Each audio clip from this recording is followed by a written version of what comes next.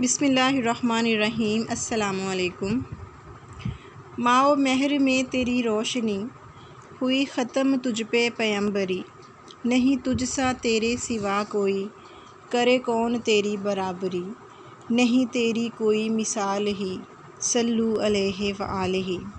ہمارے آج کے سبق کا عنوان ہے نعت۔ نعت ایسی نظم کو کہا جاتا ہے جس میں حضور صلی اللہ علیہ وآلہ وسلم کی تعریف و توصیف بیان کی گئی ہو۔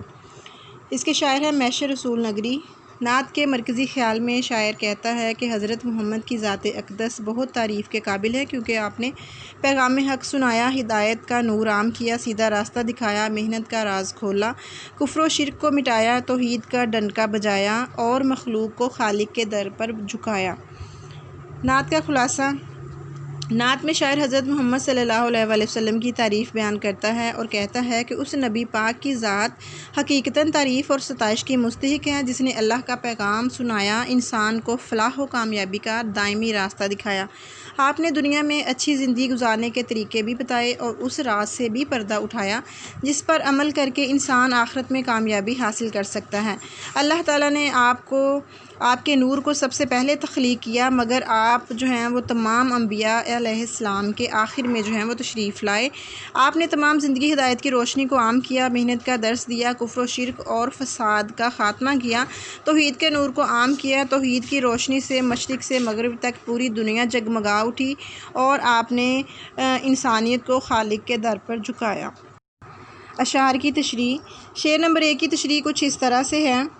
اس نعت مبارکہ میں شاعر ہمارے نبی حضرت محمد صلی اللہ علیہ وآلہ وسلم کی تعریف کو الفاظ کے سانچے میں ڈھالتا ہے۔ شاعر کہتا ہے کہ اس نبی کی ذات پاک ہے اور اسی کی تعریف کرنی چاہیے جن کی بدولت انسان کو فلاح اور کامیابی کا راستہ ملا۔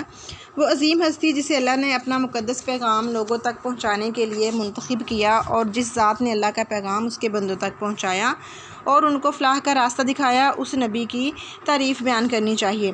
شعر نمبر 2۔ حضور نے دنیا میں لوگوں کو بہتری کے راستے بتائے، ایسے اعمال کے بارے میں بتایا جس سے انسان مرنے کے بعد بھی آخرت میں کامیاب ہو سکتا ہے۔ اسلام سے قبل دنیا میں فسق و فجور، بے راہ روی اور قتل و غارت عام تھی۔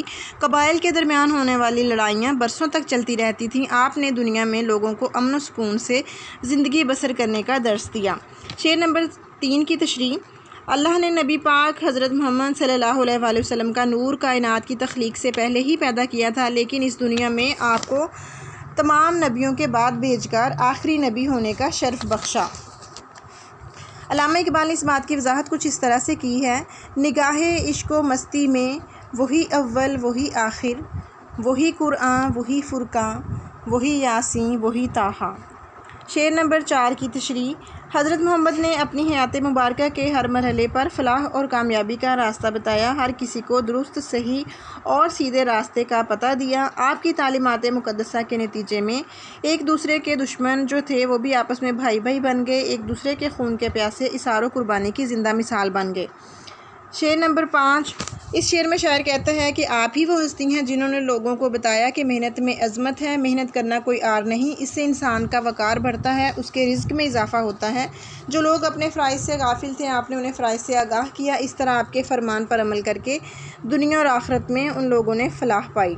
شعر نمبر 6۔ حضور کی آمد سے پہلے دنیا طرح طرح کی برائیوں میں گر چکی تھی، ہر طرف ظلم و زیادتی اور لوٹ مار کا بازار گرم تھا، لوگوں کے دل ایمان سے خالی اور ذہن نیکی قبول کرنے کے لیے تیار نہیں تھے، پوری طرح دنیا پر کفر چھایا ہوا تھا، جانوروں کو پہلے پانی پلانے پر ہونے والی جو لڑائیاں تھیں وہ صدیوں تک چلتی تھیں۔ آپ کی تشریف آوری سے کفر اور شر کا خاتمہ ہوا اور آپ نے سیدھا راستہ بتا کر انسان کو دوزخ سے بچا لیا۔